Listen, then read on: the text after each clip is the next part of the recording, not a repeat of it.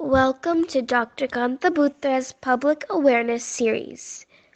Story Lakshmi Ki Bediya.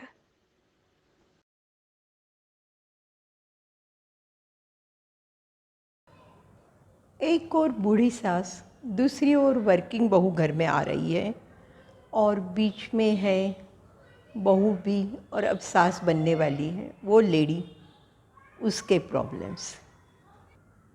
यह कहानी एक गृह लक्ष्मी की है। उसका नाम हम रख देते हैं लक्ष्मी। हाँ, तो लक्ष्मी को लेकर उनके हस्बैंड मेरे पास दिखाने आए थे हेडेक के लिए। उन्होंने बताया लक्ष्मी को लास्ट 6 महीने से बहुत ही हेडेक हो रहा है, दिन रात हेडेक रहता है। उन्होंने टोटल रिपोर्ट्स करा ली है इंक्लूडिंग एमआरआई, सब कुछ नॉर्मल। मैंने लक्ष्मी जी को पूछा, आपको दुखाव कब होता है, किस कारण से होता है, कैसे अच्छा होता है, कभी बीच में थोड़े दिन अच्छे तो गए हैं क्या कि जब हेडेक नहीं रहा।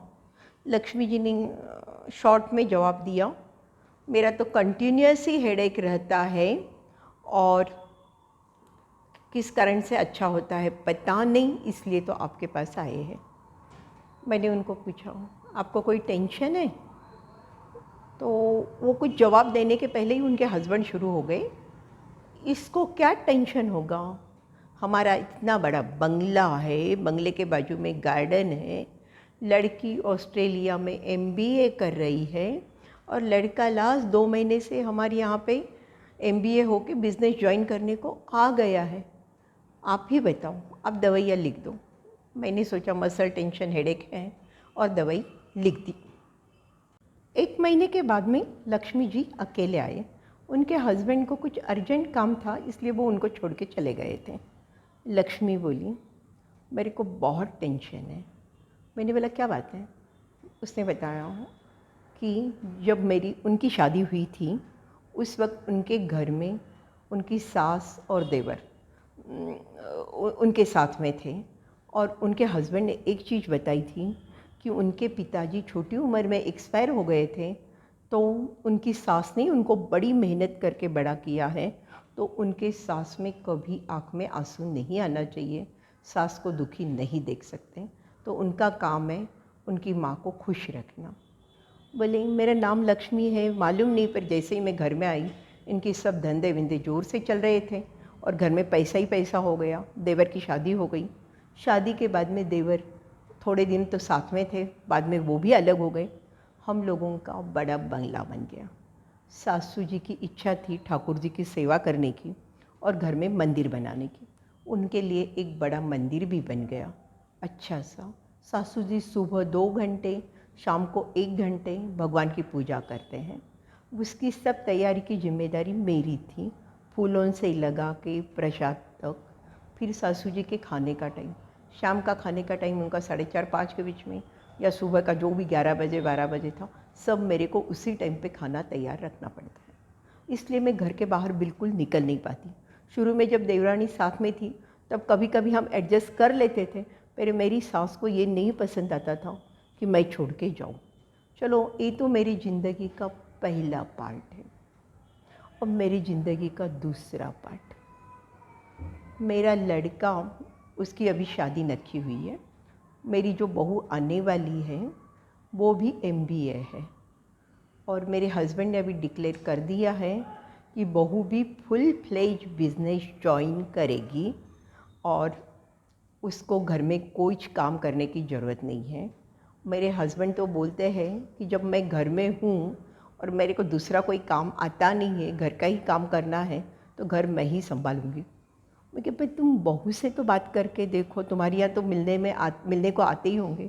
हाँ, तो उसने बताया बहू घर पे आती तो है मिलने को, पर बहू जब भी आती है तो उन लोगों की आपस में ही गप्पे चलती रहती है, बिज़नेस की, केबिन की, नया ये क्या बनाना है, प्लान क्या करना है, वो सब आपस में गप्पे लगा रहते हैं। मैं तो उनके चाय नाश्तों की तैयारी करती हूँ, तो मेरे साथ तो बात करने को किसी को टाइम नहीं है।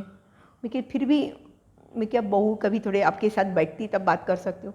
बोले बहू कभी मेरे साथ बैठती नहीं है, उसको टाइम ही नहीं होता है। आती है, वो लोग गप्पे लगाते हैं, फिर वो दोनों आपस में गप्पे लगाते हैं, बाकी बचा हुआ टाइम बहू मोबाइल पे रहती है, मैं कब बात करूँ।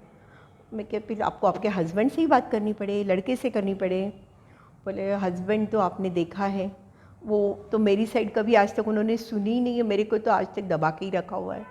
मैं क्या कितना भी दबाया हुआ तो भी आप हस्बैंड को कभी बात तो करो कि बोलो मैं अभी सास बन रही हूँ तो मुझे भी फ्रीडम चाहिए। मैं क्या आप घर में काम वाले क्यों नहीं रखते हो? बोले काम वाले कहाँ से रखूँ, मेरी जो सास है वो बोलते हमारे घर में ठाकुर जी की पूजा होती है, घर के अंदर काम वाला नहीं चाहिए, जो भी है काम सब अपने हाथ से करो, घर के बाहर वाले इस पे आप करा सकते हो, उसमें कोई प्रॉब्लम नहीं है।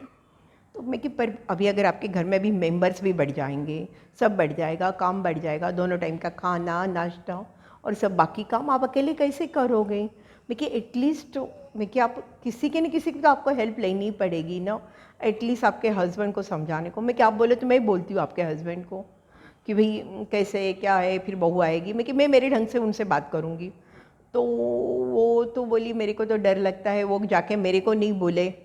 मैं कि देखो आपको कहीं ना कहीं तो ब्रेक करना पड़ेगा, या तो आपको हस्बैंड के सामने मुझे बोलना पड़े तो मैं बोल सकती हूँ, या मैं मेरे ढंग से आपके हस्बैंड को समझाने की कोशिश करूँ।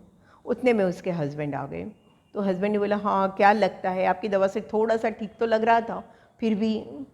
तो मैंने बोला देखो मुझे लग रहा है मैं दवाइयाँ तो देती हूँ पर थोड़े से उनको घर का बाहर रोज़ जाना चाहिए, योगा करने चाहिए, कोई ग्रुप्स में जाना चाहिए, तो उससे थोड़ा वो फ्रेश हो जाएंगे। मैं कि वैसे भी उनको भी तो थोड़े चेंज की ज़रूरत है ना, मैं कि कभी कभी उनको घर काम से छुट्टी भी मिलनी चाहिए। वो बोले वो तो सब छोड़ो अभी। मैं कि नहीं तो आप एक काम कर सकते हो, नहीं फ़र्क पड़े तो कोई काउंसलर को भी कांटेक्ट कर सकते हो। उनके हस्बैंड ने बोला कोई काउंसलर की ज़रूरत नहीं है, अब 6 महीने के बाद में शादी है, अब घर में तो सब अच्छा ही माहौल रहने वाला है, बहू भी आ जाएगी 6 महीने के बाद और फिर बाद में बेटी भी आ जाएगी, तो काउंसलर की क्या ज़रूरत है। मैं ज़्यादा कोई बात नहीं कर पाई। इसलिए मैं चाहती हूँ कि ऐसी सिचुएशन में जो लेडीज़ होती है उनके लिए आप क्या क्या सुझाव बता सकते हैं। आपके सुझाव लक्ष्मी की बेड़ियाँ कैसे तोड़ने में मदद कर सकते हैं, इस वीडियो के नाम से आप भेज सकते हो। आपकी छोटे छोटे वीडियोस मैं नेक्स्ट मेरे इसमें यूट्यूब चैनल पे एक्चुअली डाल दूँगी और ये सूचनाएं आपके लोगों को भी अच्छी लगेगी।